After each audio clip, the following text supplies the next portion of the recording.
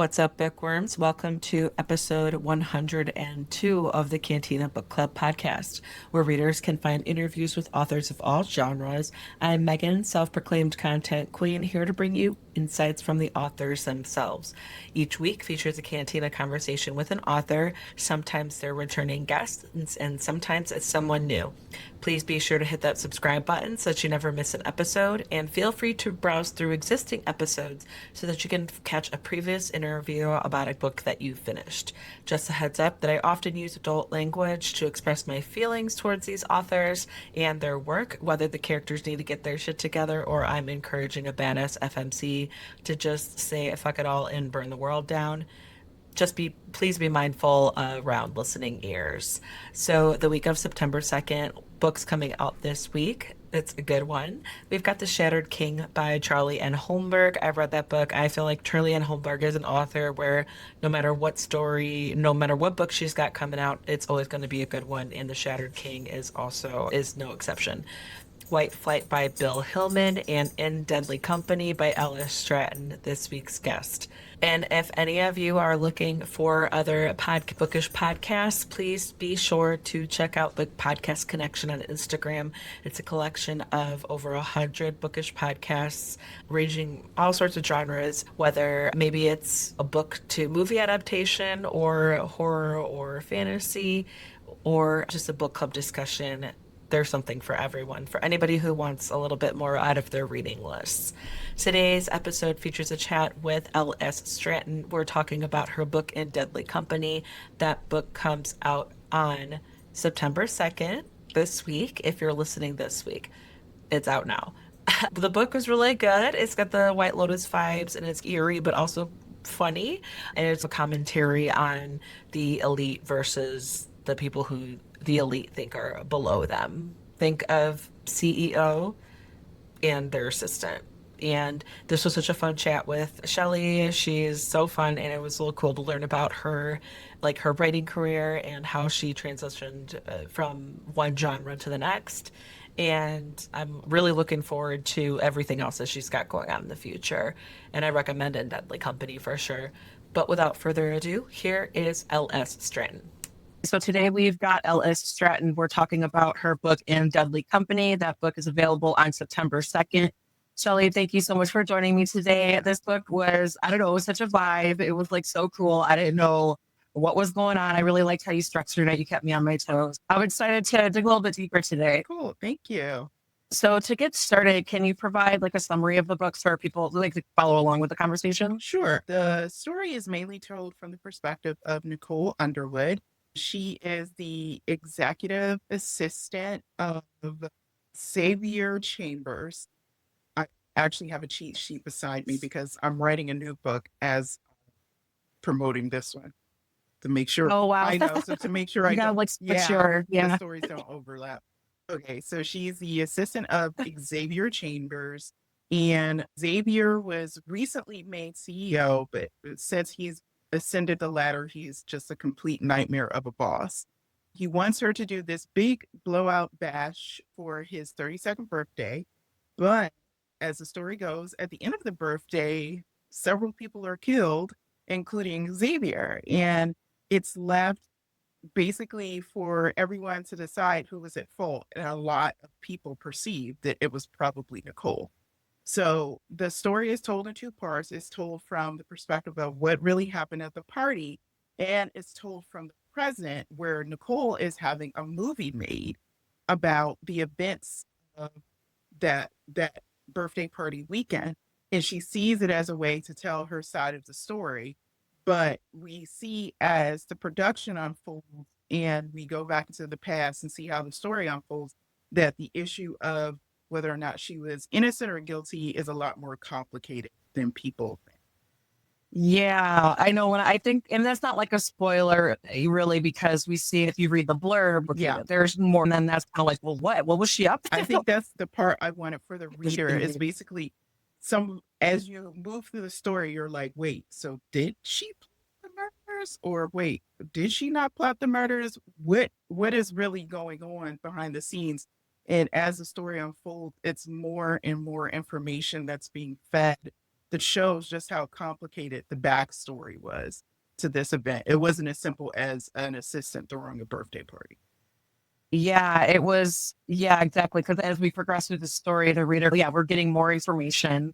And I kind of like this because I feel like with suspense thrillers, it can go one of two ways. You can have the main character, learn as like the reader learning things as the character is, or the reader's just like along for the Yeah. ride and we're out of the loop. And like the main character knows what's up and has a lot of information. That was like, I could imagine that was like really tricky for you to craft. Like, how much detail do you get to just keep them going and not give too much? You don't want to insult the reader, but you don't want to waste Exactly. their time. Yeah. And I Yeah. think for a lot of unreliable narrators, which is basically what Nicole is in a way, uh, they're either liars or they're dealing with some type of psychosis that they don't even know what's really going on in the story. But Nicole is fully cognitive. She knows what's happening, but for the sake of the story, she's telling what's happening without telling what's happening. So we're seeing it through her eyes. So of course I know all the details. So I'm just telling you as things are happening, but she's feeding little bits in her narrative. And the story is told from the perspective of other characters who know things that even Nicole didn't know. And so as the reader, you're slowly catching up and it's these twists and turns because you think, oh, she's telling me this. No, that's not what she's telling me. She's telling me this. It's, oh, wow, this is what was happening the whole time. And it's just I know as a reader, as a moviegoer, I love experiences like that. I'm like, I thought this is what was happening, but I guess I was reading it wrong. And to me, it's fun. It's the surprise that I think can make mysteries and thrillers like very exciting. It's the magic trick. And so I appreciate that journey as a reader. Absolutely. Yeah. Yeah, yeah, absolutely. Especially because I know a lot of writers, they're readers of them. Mhm. So that definitely takes a toll on it. Because I feel like, just as fellow readers, if you weren't what you're looking for and what gets you Yeah. excited, and then that flows onto the Yeah. page. And so other readers can pick up on that if you're having a good time or if you were like, oh my God, I know. you It's know, like, so this is a like readers pick slog. up on for Yeah. sure. No, and to be Yeah. honest, even as a writer, and I'm like maybe more seasoned writers, no. I've written a lot of books, but I'm very new to the mystery thriller genre. And you don't, I can't say I know for sure what a reader is expecting or what they want out of a book. I can't anticipate it, but for the most part, I'm like every person, the reading is just as personal an experience as writing. So for me, I can say what Mhm. I find enjoyable. And so I hope people who read my Yeah. books will like that too. But I can never know for sure if they feel that, Yeah. oh, wow, that was cheesy, or, oh, I saw that coming. I love that part. I saw it coming the whole time. I'm like, no, you didn't. You may have guessed some parts, but you didn't guess the whole thing. But yes, Right. so for me, that I'm like, I hope people enjoy the journey just as much as I do, but I can never know for sure. So I'm basically writing a Yeah. story Yeah. I want to read. So that's my starting point. You're doing your best, really. It's like tricky balance for Exactly. sure. Cause it's funny to like your point about people, can predict or they can or quote unquote predict or they see it coming. It's always like a running joke with my husband and I because after the kids go to bed, we're like, okay, what shows do we have to catch up on? Or is there a movie that we're waiting to see? That's how like we wind down. We have a little ritual. And it's a running joke because he'll like predict it before it's revealed. And 9 times out of 10, at least 8 times out of 10, he's correct. Okay. And I'm like, why don't you like go sit in the writer's room? Like, oh, Yeah. so they like, oh, I bet it was the sister, or oh, the husband did this before talk to this. Like Yeah. he'll like kind of predict points and little reveals, and I'm like, you know what?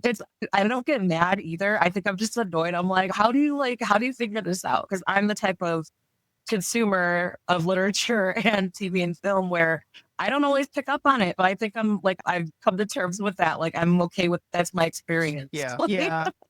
Like it makes things a little bit more fun. I Right? would agree. And to me, if guess it, then I'm, oh, so now I'm just waiting to see if I'm right. I'm not really even engaged in the story anymore. I'm like, just get to the point, get to the point. Yes, I was right. Yeah. That's the part. And Yeah. I don't want my books to be that experience. And that's why too, what I try to do with my stories, in addition to the mystery, I try to another layer. Either I'll have subplots, like in Nicole's stories, there's a romantic subplot, her Yeah. issues with her mother, so that you have other elements you're dealing with, or social commentary, because this is very much a story that's very prevalent through our times, how people feel about work, how they feel about the state of the modern workplace. People don't like their jobs. Stress is high, burnout is high.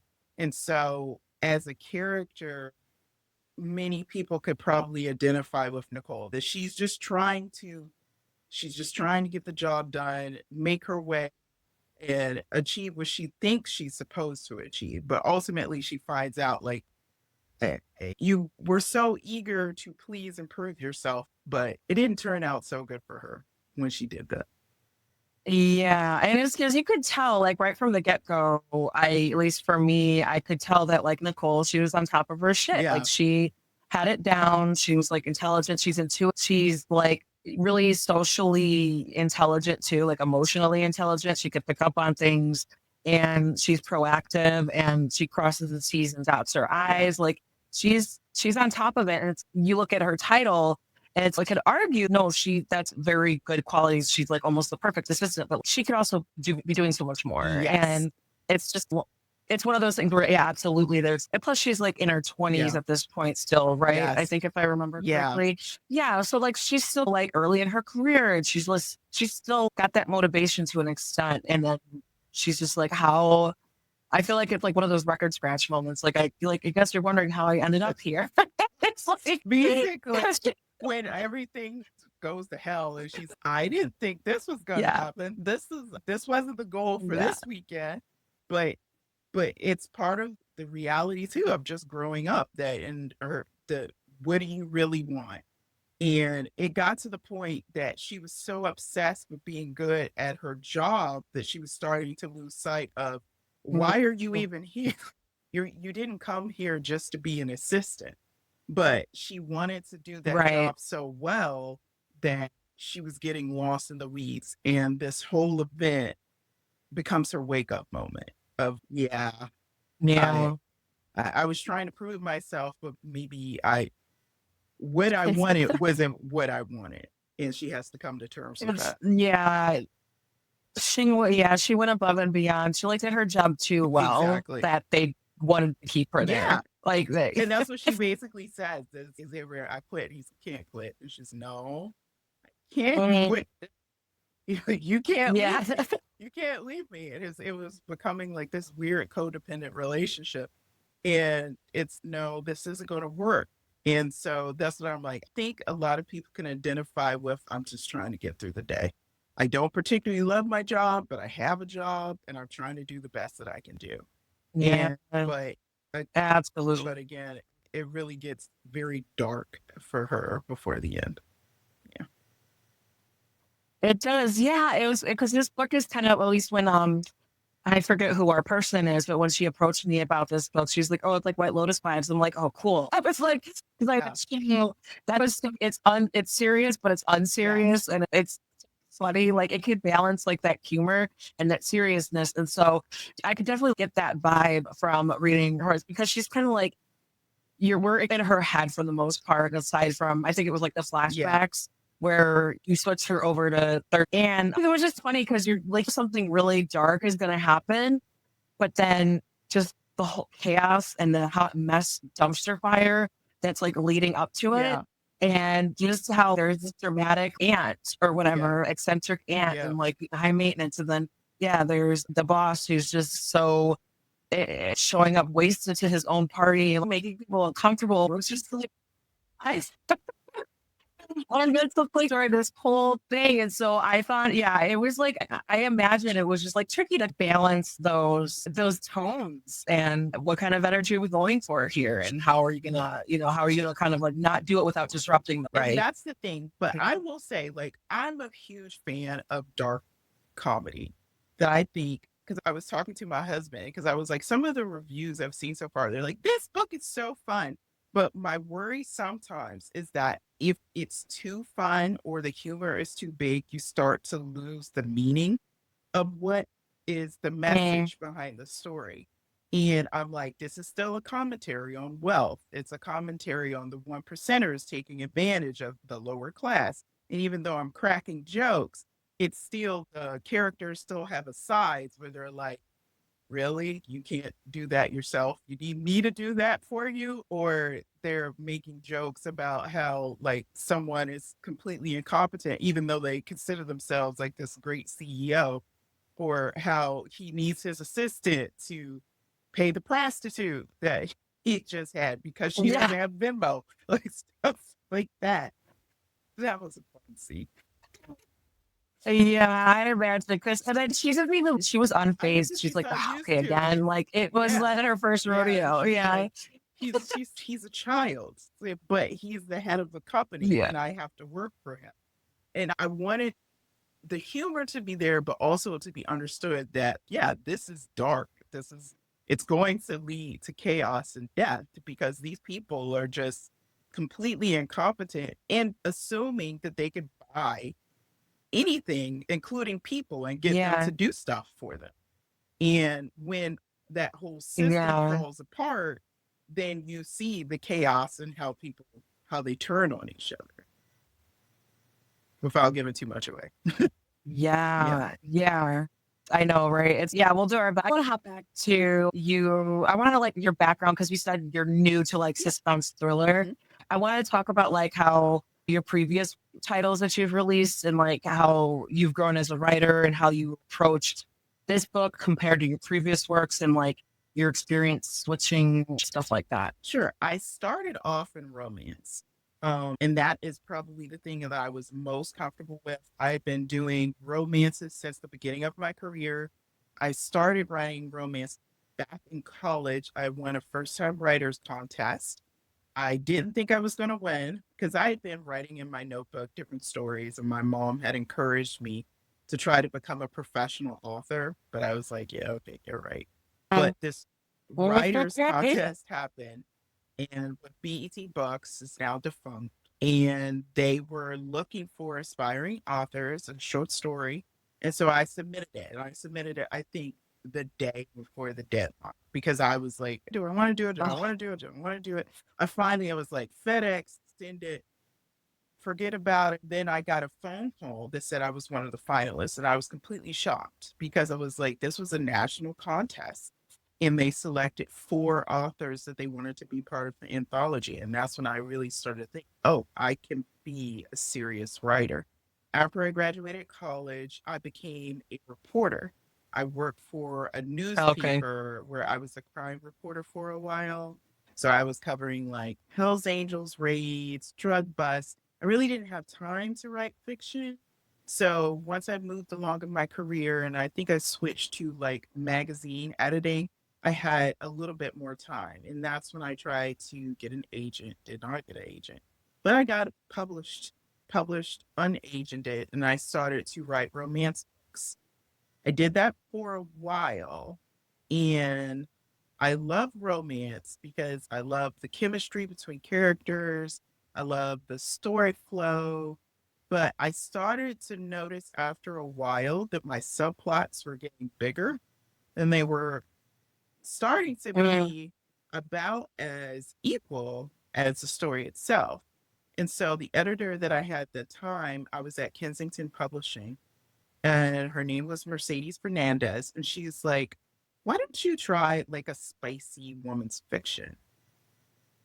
So that's when I decided to go in that direction. So that's when I started to see like the mystery elements creeping in. I think I did like a family series where one of the characters was shot, and it was all of them trying to figure out who shot him.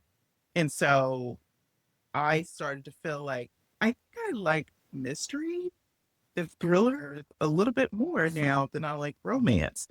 And I always say as a writer, this should be as fun as possible. If you have to sit at a laptop for hours at a time. You have to get revision notes from an editor where you have to rip apart your story and start all over again. At least enjoy what you're doing. So if it was getting to the point where romance was a drudgery, then move on to something else. So Mm, that's when I started to write mystery mm. thrillers. And luckily, my agent, she had plenty of mystery thriller authors, which means she knew plenty of mystery thriller editors who were looking for work. And she submitted my completed book, and we got an offer. And my first thriller was Not So Perfect Strangers, which was about in 2023. It was published in 2023. So from that point on, I was like, I guess I'm doing mystery and thrillers now. I enjoy it. We'll see if I change my mind again. I think actually I'm doing YA now, and the mystery thriller I have for that has a paranormal element. So who knows? I might go into horror too. The world is your oyster. No, I think that's like really cool that you learn as you continue working. Like you learn what you like and what you're good at, and what and also because the industry, the readers, what the trends like change so much, and it's by the time you sign, and then it could be a year from that to Yeah. publication, and so it's really hard to predict if the trend is still going to be going hot by the time the book is released. So I appreciate the struggle that writers and authors and like even the agents and stuff like that go through to just try to keep up to date with Yeah. everything. And then also try to like fulfill that need in yourself too. You don't want to necessarily chase the trend. You hope that you are really enjoying what you're reading, and that is also happens to be clicking with a larger audience at that Yeah. time. But that's always funny. I've never heard the term like spicy women's fiction, but I can see where you're like, you want a little bit more Yes. in the romance. Yeah. Like you don't want just romance, which I appreciate because I enjoy romance. And I've read various levels of closed door or fade to black versus why I choose dark romance, and where it's 70% open door scenes, it seems Yeah. like. And that's fine. It's like not to get on any of the readers' case who enjoy that stuff. But me personally, like I like a little something deeper. I like a little something extra with the Yeah. romance. And so I love that how you were like, nah, maybe because even in Deadly Company, you have that like romance Yeah. subplot. So I could tell I you were can't like, let it go. you were still getting it in Yeah. there. People are Yeah. like, I actually prefer for my thrillers not to have romance. And I like, then you're not going to like mine because it's going to creep in there. It's Yeah. something to me. It's definitely a way to add higher stakes too. If you have characters who are now emotionally involved with each other, as opposed to like just this Mhm. goal. And for me, adding Yeah. that element also added another dimension to her because part of it is that she's so dedicated to her job, she didn't have a romantic life. And now she's facing the reality of what that means that you kept pushing that away for so long. Now you can't push it away. Yeah, that was also like a funny subplot Yeah. too, because again, turned out to be like Yeah. spoilery when she's trying to like do damage control and things go crazy, and then she needs her mom, but she's got to explain things to her mom, and her mom is so I confused, know. and it's just It's like like, what? I know, it was like, Hey, just get yeah, down, mom. That's not what yeah. it You're like, quickly. really? This is what you're asking? Like, Exactly. Out of all of this. yeah, her mind's not even flatter. Like, Exactly. But yeah, I thought I know, it's like I this a enjoyed that. fun it's a fun side quest for her to have to deal with. It's oh man, now I gotta deal with this guy too. And it's like I'm just trying to get my job done and this is it's just a spiraling getting crazy. So yeah. Yeah, I didn't know what to think about Jeremiah at first. Jeremiah, right? I Yes, think you're when I was correct. taking my notes, You're I was correct. like, That is Jeremiah. good. When I was like taking my notes, I was like, I had it written down somewhere, and then I like just wrote Jer. So I was like, or this, or Yeah. that. So yeah, I liked him as a character, even though like I didn't know what his deal Yeah. was. And it's you introduced him. I was like, yeah, she met him for a specific Mhm. purpose, for a specific reason. And then wait a second. He's like, absolutely not. No, I'm going to get to the bottom of it. And so I love that how that added also just like the kind of the depth of the characters a little Yeah. bit, and also just opportunities for more messiness. I just love the messiness. I And love it too. I'm that meme of I love mess is like there is to me to add that to the story. with pulling it all together by the end. But I'm like, I love messy stories or things are like, what? Or oh. And like I love those moments in books and TV shows. Yeah, I know, especially with just all the drama in between all the characters. And were they involved? Were they not I involved? know. There's rumors and there's these rumors and who said what and is it true and does it Yeah. matter? And it's once it all comes crashing down, it was just like, oh man, this is Yeah. juicy. This is When like they all have the I can standoff. totally imagine it was like, Yeah. And they all turn on each other. It was like, oh, yeah, everything's coming to light yeah. now. Oh my god. I know, and he's just like, I guess we're just gonna do this with you here, fine. And Jeremiah, he's just way over his head. Oh, He was like, I got no stake in this. I've got no like chickens in this fight. Whatever you wanna, exactly. you whatever you want a metaphor you want. I don't care. I can leave. And Exactly. They then were like, no. it was just. I think the aunt is just also reveals her character too because she's no, don't tell me. You don't. She didn't like being told what to do or being told no or whatever. No. And he was just like, fine, I don't whatever, do this. It was so messy and it was hilarious. It was just like, yeah. And I was like part of where as the reader, we're like, we're waiting, we're sitting there. I wanted a seat at the table and I would have been like eating my popcorn, like Exactly. waiting for the mess to happen and just like all the drama.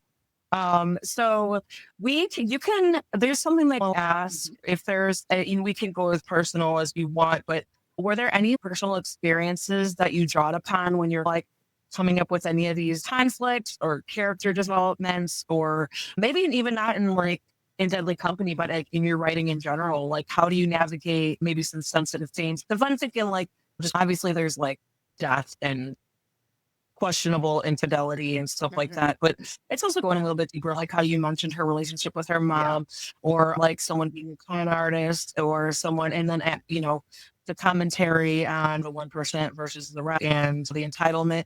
So I just want to explore if there was anything like where you drew that from, like any research, for example, stuff like that. Like it's usually, I know it's like a loaded Yeah. question, but I feel like it could be like fun to figure that out. Here, as so far as the characters, there are a lot of contemporary examples that I had to pull from. Say specific names on the world stage, but I had fun. I had fun pulling from like certain personality types that I've seen and just like the grandiose personality and the legend in their own mind. It's I know what I'm doing and stuff like that. As far as Nicole in the relationship with her mom and even like her confidence in herself, I think as a 20-year-old, I went through something very similar. It's like you're a grown up, but you're not quite a grown up yet. And so you're still going through figuring out who you are, what you want.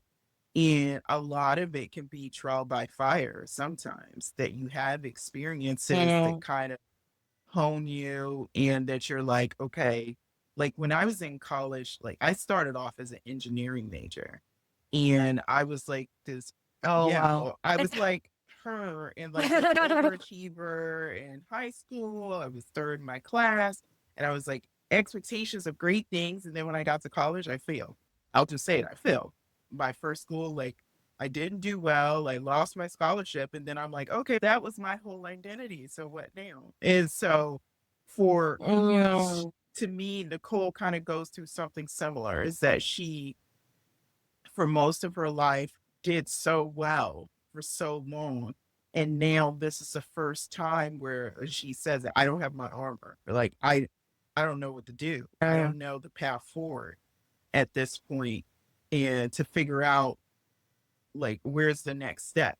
And so the present is her losing that confidence or that like you said that she seems to have her shit together. She knows what she's like, but she's lost all that by the time we see her in the present. That she's I'm hoping that the movie will help me look better, but frankly, outside of the film, I don't Oof. really know what to do. I don't Things got so far out of control that I don't know the path forward until you reach the end. You're like, does she figure out what is the next step after everything fell apart? But yeah, that I would say that is my Yeah. I appreciate that authenticity and vulnerability because with the day and age of everyone's lives are blasted on social media, just because as I'm getting older, like I'm approaching 40 and I'm a mom and I'm like, but I totally appreciate that. And that resonates. I think that's going to resonate with a lot of readers of this. Like you were so focused on one thing and like, you're like, oh, this is the path and I'm really good at this and this is going to be it. And then it's like a whole new ball game Yeah. once you reach that next level. And then you're like, what now? Because you didn't really prepare for this scenario. Yeah. And so I'm like, the older I'm getting, I'm realizing like, it's okay. You can do whatever you want. Like you have the rest of your life to like, I don't want to seem like too optimistic or rose colored Yeah. glasses, but it just reminds me of people who are like my husband's and his friends or somebody who they said, oh, I wonder if like, why am I not where I figured I should be? And I'm like, we're still young. Like we're in our 30s. Yeah. Like you could get 10, 20 more years to like be a baller to get to where you want to Yeah. be. And I wouldn't say don't feel like you got there too late because it's to sound cliche, like it's the journey, Yeah. it's the experience. If that's the kind of that's the meat and potatoes of it. Yeah. Like figuring it out and figuring yourself out. Cause I'm imagining once you figured yourself out and that whole writing contest, you were like, oh my Yeah. God, like It was a door there was opening. so much Yeah. motivation. Yeah, and I Yeah. think that's the thing is that you realize that even though the path that you thought you were going to follow doesn't work out, it doesn't mean that's the end.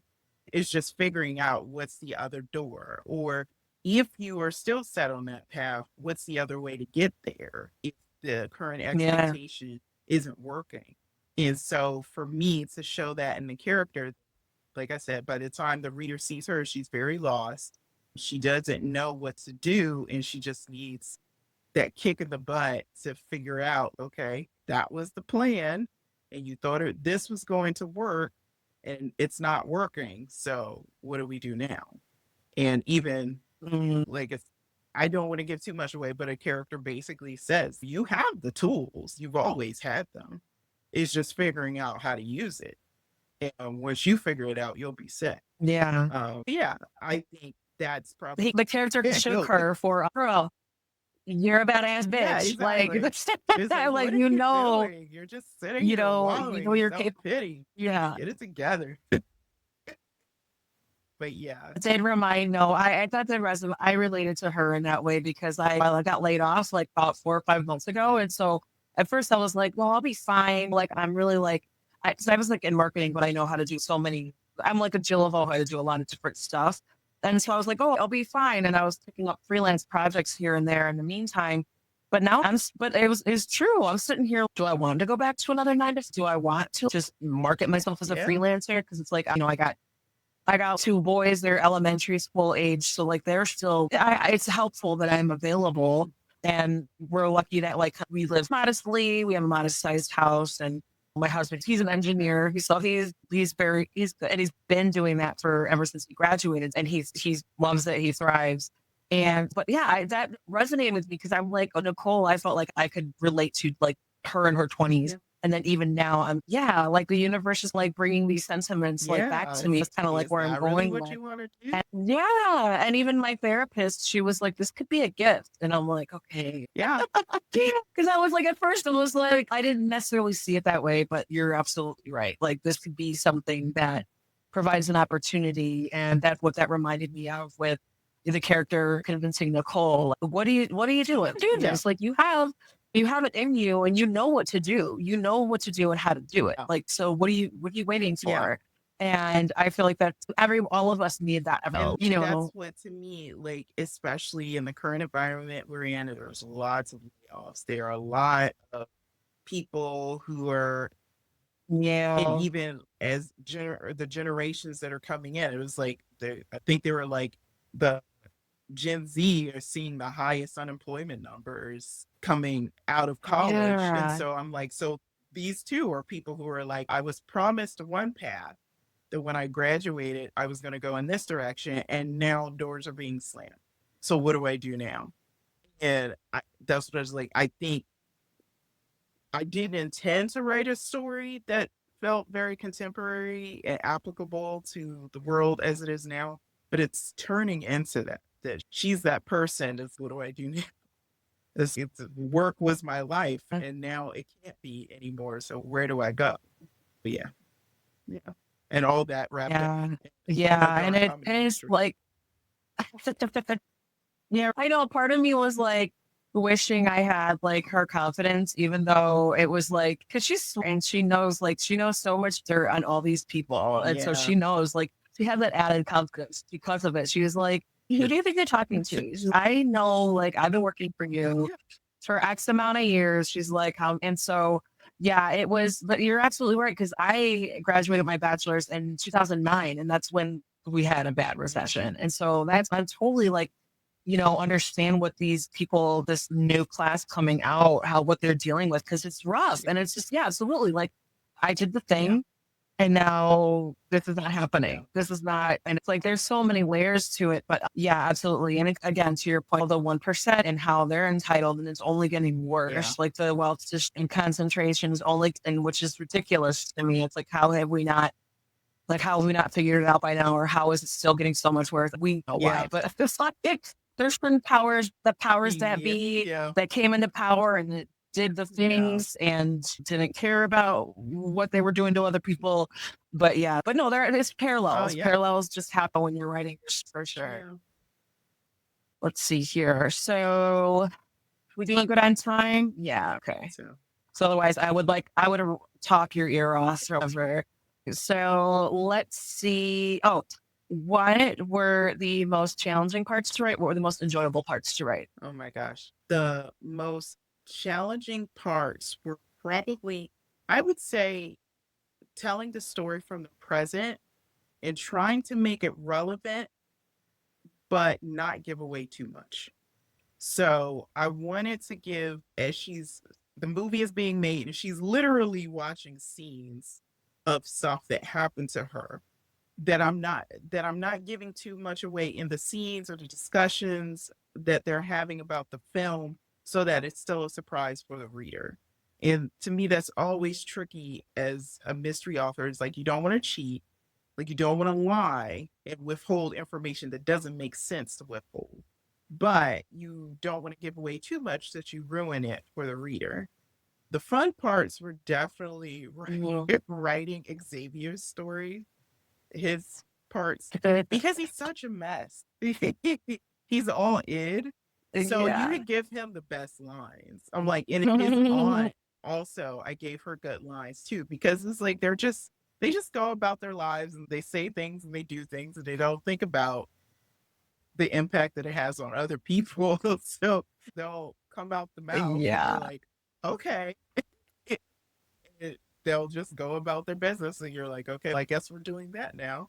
So yeah, Xavier was definitely Yeah. a fun character to write. I imagine those.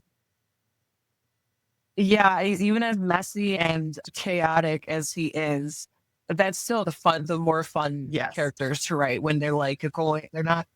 It's what are you doing? Yeah. Like what? Yeah. And he doesn't It's even just think it's about fun. it. She'll even say the different things that he's So done as her boss. And she even told him at one point, like, those aren't my duties as your assistant. And he's, who gives it? It's just pick up my dry cleaning. I don't eat. I don't need to hear about this. Okay, I'll go pick up the dry cleaning then. yeah, Yeah. it was like I don't. Yeah, it's the entitlement where they just like, what do you mean? Just like they're used to not having to deal with or not Yeah. hearing no or they're just like, oh, just what do you mean? Just do it. Like Yeah. And it's not. some of the stuff that I had him doing is actual. I read articles, and I would say that's some of the research I did. I read articles of personal assistants in different industries, some in Hollywood, some for tech companies, and they were talking about the different things that their bosses had asked them to do. And Oh my god. with the picture that he sent, one said it was a woman, that she sent a picture to her assistant and told her to send it to her doctor. So yeah, I didn't make up that one.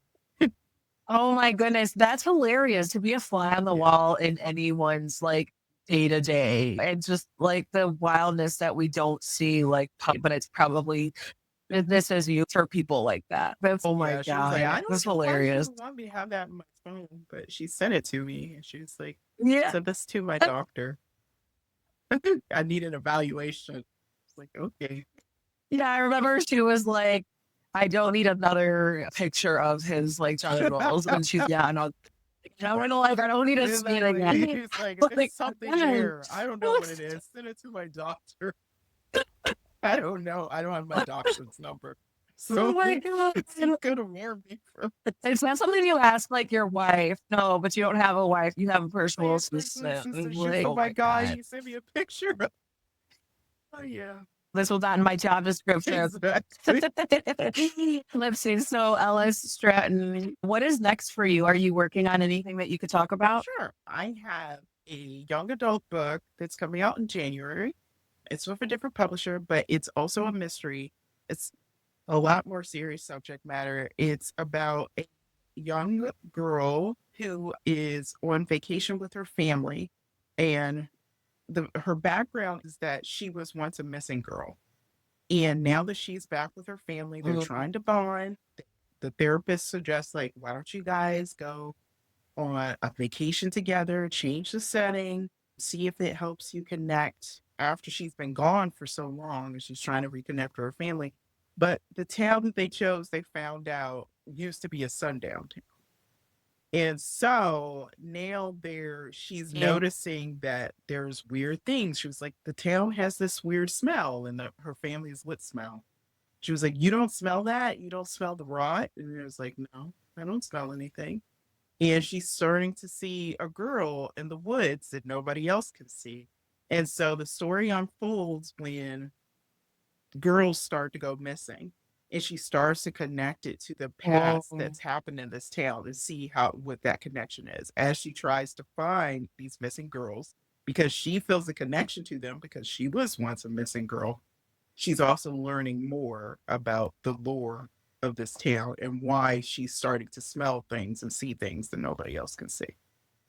That's crazy. That's wild. And I hope you're taking care of yourself as you're Oh writing yeah. that deep Oh subject no. matter. You That's know, one like, reason why I 'cause read I it. imagine you're Then getting into it. the one reason why I wrote it, because I was like, I'm dealing with this really intense stuff. I need an emotional break. I need something comedic to make me feel better. Yeah. But yeah, the name of the book is Sundown Girls, and it comes out in January. And then after that, the novel that I'm working on now is another adult novel. And it's the perspective of a woman who is in a relationship. She's happy, at least she's claims she's happy. She's engaged, but she just can't let go of the memory of her boyfriend who committed suicide. And as a Mm. crime investigation is being released about a woman who was killed on a college campus, and the suspect is her boyfriend who committed suicide, she starts to re examine her past and things that happened and try to figure out, how is it true? Did he kill her? And how does this connect to the present? Because she's starting to experience things in the present as well. And she's wondering, does it have something to do with that murder and her boyfriend's friends and all the thing that was happening on their college campus at that? Whoa. Yeah, that's crazy. Those are two very intriguing Yeah. plots that I would definitely want to, at least for me, I'll keep my Oh, eye thank out you. because because I like following all different types of genres. And so something like that, I'm just like, and I think I draw myself to the more historical fiction I read, the more I find myself that I enjoy Yeah. it because it's different pris from these different whoever has a story to tell and how they're telling it. And so I appreciate historical fiction. So yeah, the Sundown Girls, that Yeah. sounds like a heavy It's one. going to So be yeah, I'm glad that you definitely were an able to intense like put the story. feelings. Yeah, but I felt that, shockingly, I tried to find lots of books about sundown towns, and I didn't. At least not a lot of fictional books. And yeah, Huh. I thought that was strange.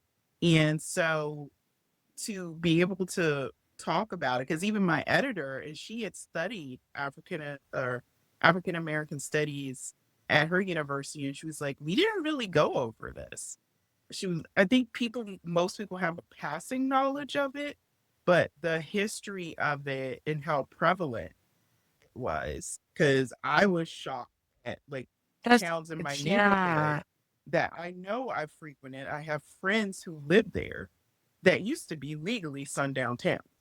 And so to know that past is literally everywhere, but it's not talked about a lot, that I was like, all right, I think it's time to tackle this subject. Oh, it is. Yeah, I think you're absolutely right. I think I only learned the term sundown town Yeah. like within the last because there's certain subject matters with like marginalized groups that tend to like get squashed Yeah. down. Like people don't want to talk about it, and these things happen because if you're not aware of it, then you're in denial Yeah. that it's real and it still exists. Yeah. And I'm like, that's to me, that's ridiculous and heartbreaking. And it's just there's so many. It's so ridiculous. I don't know. I'm just like I don't understand the psyche, Yeah. like the mentality of that, where you straight up like you have so much hate in your heart and so much you feel like you're the authority on that because of that specific thing that like it takes so much energy. Like just my I don't know. It's just like I but yeah, completely like get someone it. downtown, it's like it's I crazy. It's completely agree. crazy. And like I Yeah. knew about it from the perspective of the Black community, but I had no idea how many other communities have been impacted. Like out west, how basically there were sometimes that sundown towns, very prominent cities now that you would know, that banned Chinese from living there. Or sundown towns in the Southwest. There was one town that literally had a siren that went off at 6 o'clock at night to tell all the Native Americans, get out of the community. And if you're caught here, you get arrested. And the siren just stopped blaring maybe in 2023. They had to go through legal It's proceedings. Yeah. disgusting. And they were like, it's just like, it didn't always mean that. And it's just, you're whitewashing the past. And like, you guys are making stuff too personal. But they were like, before this community, symbolically, even if it's not enforced anymore, that siren is incredibly hurtful. So we'd appreciate it Oh if you yeah. would stop blaring it at 6 o'clock at night, even if it's not Right. enforced anymore. But yeah. Yeah, it's like, why is it still And that's up? what Like, people why were is it like. still It doing it? doesn't, they Like, were like, it helps us keep time. You have blocks. There is no reason to still blare that siren. So yeah. that's the stupidest response. So Oh my God. yeah. So Yeah, researching for that one was interesting because I was like, I had no idea how many other communities were affected with cities that I never would have thought would have had enforcement measures like that, because the identities of these towns now, or even large cities now, that have big representation of these communities, what they used to be like. perfect. Okay, so Ellis Stratton in Deadly Company, that book comes out on September 2nd. Thank you so much for joining me today. I appreciate, like I said, the vulnerability, the authenticity in your answers. And we listen to each other ramble on. It's all good. I'm going to keep an eye out for your books. And if and when you're ready, you want to come back on, I'd love to chat with you again. And there you go. That was Ella Stratton talking about her book In Deadly Company. That book comes out on September 2nd this week if you're listening to it right now. Please check out the show notes where you can find links to find Ella Stratton online and on social media, all her pen names, all her accounts. Please find Cantina Book Club while you're at it. Rate, review, subscribe. If you need book recommendations, check out cantinabookclub.com. I'm always putting up reviews on all sorts of genres. I really appreciate it if you guys go take a look. And also, you can reach out to me directly if you need any book recommendations. If you're reading a book and you love the title, you love the author's work, one of the easiest ways to support them is to leave a rating and review on Amazon or Goodreads. Wherever you look for book reviews or book recommendations, it really does help the authors out. Speaking of helping people out for free, I'd love it if you could go find Cantina Book Club on your favorite podcast player, Spotify, Apple, Podchaser, Podbean, anything on YouTube as well, and hit subscribe, follow, give me a reading and review so that I can reach more listeners. And if you have friends who are also looking for book recommendations, point them my way. They could check out the website or they can reach out to me directly. I really appreciate it. I love meeting and talking to new readers. And as always, thank you guys so much for listening.